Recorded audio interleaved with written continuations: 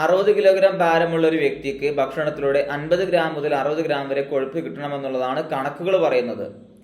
Total 2000 കലോറിയിൽ 50%, അതായത് 1000 calorie carbohydrate ആയിരിക്കണം, 20% protein ആയിരിക്കണം, 30% ഗുഡ് ഫാറ്റ് ആയിരിക്കണം.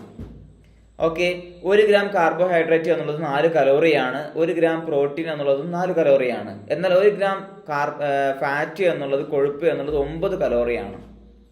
ഓക്കെ, അങ്ങനെയാണെങ്കിൽ കൊഴുപ്പ് കൂടുതൽ ആവശ്യമുണ്ടോ? കൊഴുപ്പ് കുറഞ്ഞാൽ എന്താണ് കുഴപ്പം? കൊഴുപ്പ് കൊണ്ടുള്ള ഉപയോഗം എന്താണ്?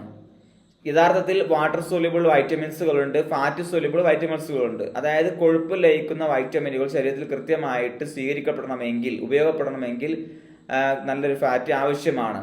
പക്ഷേ അത് കൂടിയാൽ എന്താണ് കുഴപ്പം, കുറഞ്ഞാൽ എന്താണ് കുഴപ്പം എന്നതിനെ കുറിച്ചൊക്കെ അടുത്ത വീഡിയോയിൽ പറയുന്നുണ്ടാവും. ഇതുമായി ബന്ധപ്പെട്ട ഒരുപാട് കാര്യങ്ങൾ മുമ്പത്തെ വീഡിയോയിലുണ്ട്. ഇഷ്ടപ്പെട്ടാൽ എന്ത് ചെയ്യുക? ലൈക്ക് ചെയ്യുക, സബ്സ്ക്രൈബ് ചെയ്യുക, അതുപോലെ തന്നെ ഫോളോ ചെയ്യുക. Okay, thank you for watching.